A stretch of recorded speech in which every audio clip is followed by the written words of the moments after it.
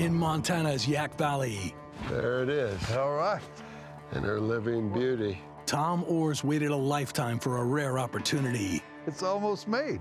All we gotta do is just hollow it out. To handcraft a primitive dugout canoe using methods perfected over the centuries by early Americans. I'm excited about doing it. It's just another challenge in life. 4 weeks ago, Well, there's some big cottonwood there. Tom and his friend Will harvested a 12-foot log from a nearby cottonwood stand. Woo! Man. Now he's enlisted his big brother Jack, who's recently moved to the Yak Valley to help with the digging. That's the bow, and that's the stern. And if crafted authentically, bring home a $5,000 commission from a local museum. This is designed after what the primitive dugout canoe was. Even the fur trappers in the old days made dugout canoes. First thing is taking the bark off. Let's get after it. Cottonwood bark is rough and prone to rotting. To waterproof the log, it must be stripped clean.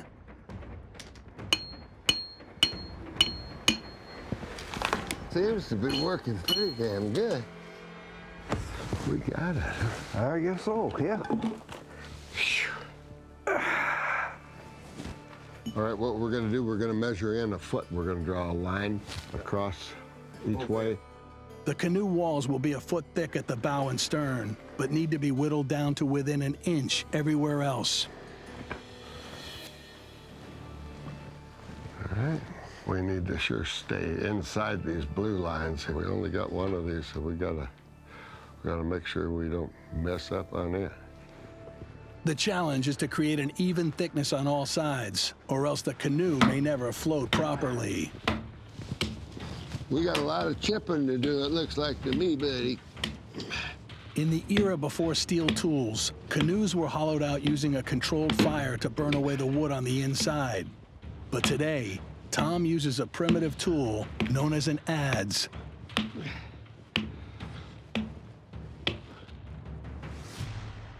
I feel that it's all wet. Yeah, yeah. Now the project is really slowed down.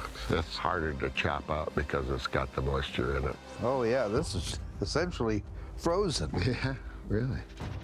We cut the tree green. I mean, it was a live tree, so it's a wet log. And now, because the weather's been so cold, the log is frozen. Maybe we need to use the chainsaw. It'll take us 3 months, otherwise we'll just Oh, yeah. We're gonna mark this off so I know how deep we're going. Using a chainsaw will speed up the dig, but every slice with a power tool is a risk on a job that requires precision cuts. What we'll do, we'll just follow this line down here, this outer line, and then we'll cut across, we'll knock them pieces out. Makes sense to me. The big danger now is cutting through the exterior of the log and putting a hole in your boat. We've just got one shot at this, and that's it. We can ruin this whole project.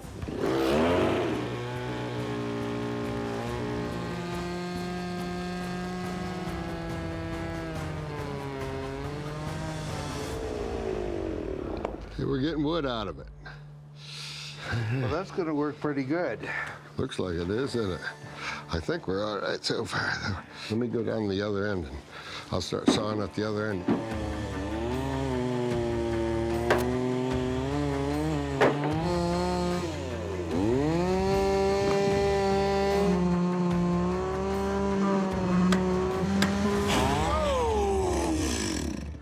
Wow, I think I went through the bottom. Oh, heck. Tom may have pushed it too far by using a chainsaw to dig out a frozen log. I don't know if I put a hole in it. It felt like I put a hole in it, though. Once complete, the authentic dugout canoe will fetch $5,000. But any blemishes could slash its value.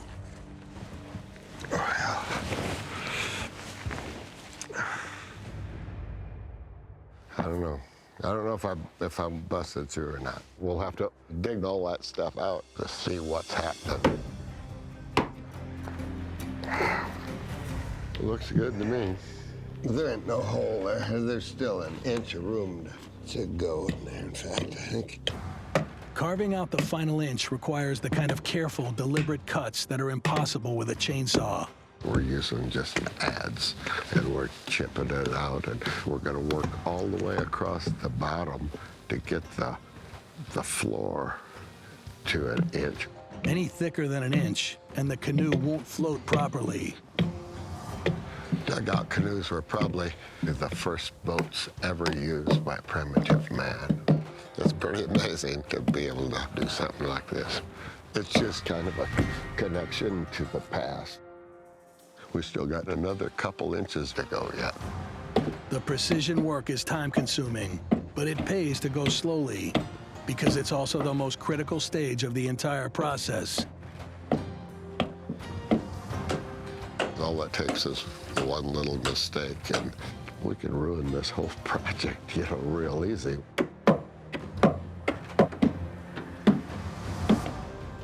But trying to nail precision with primitive tools can be a process of trial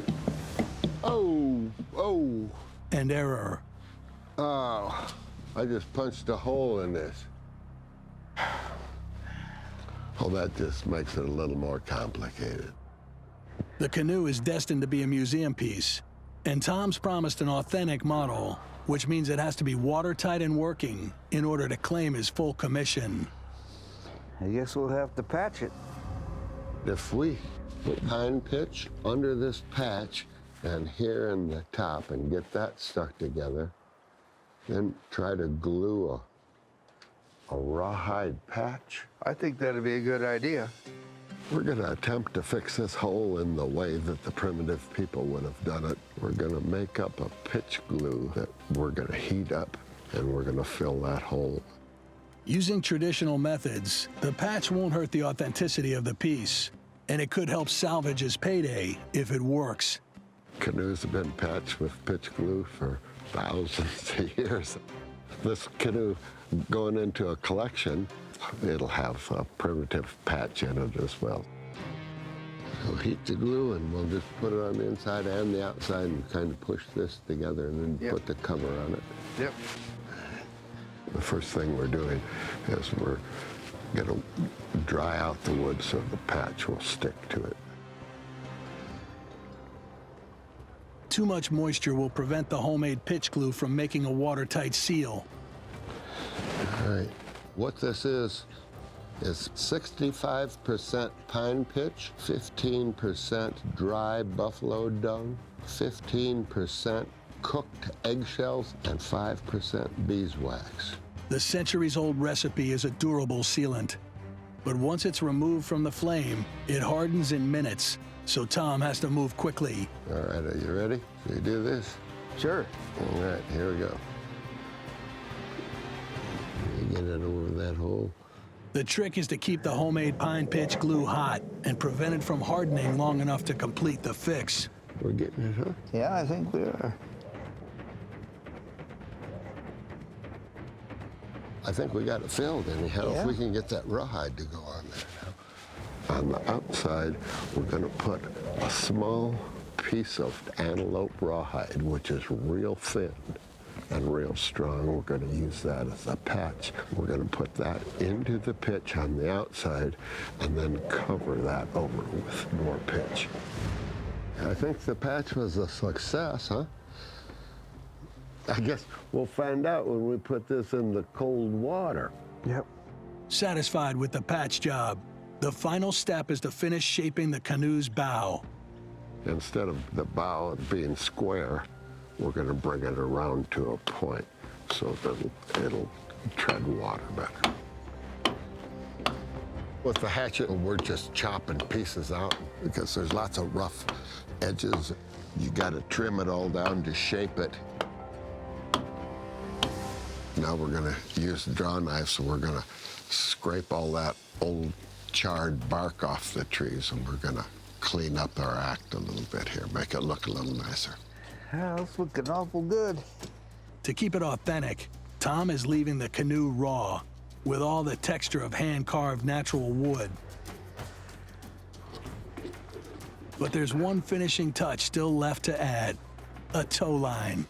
We got to have some way. We got to able to tote this around. Yeah. You know something? This is our grandpa's drill. I thought I recognized it. Wouldn't you know, huh? See if that rope will go through this hole. You think it will? You betcha. Building this canoe, it was a real challenge. It was something that you wondered about ever since you were a kid. You think, God, that'd be neat to accomplish. That was an experience. Yeah, it was. Yeah, we should have done this years ago. Yeah. Would have been easier, probably, too. Our plans are to put it in the water. I mean, what's a boat if you don't even know if it's going to float or not? All we need to do now is wait for the ice to melt so we can try the damn thing out. I'll bet you it'll float. I'll bet it will.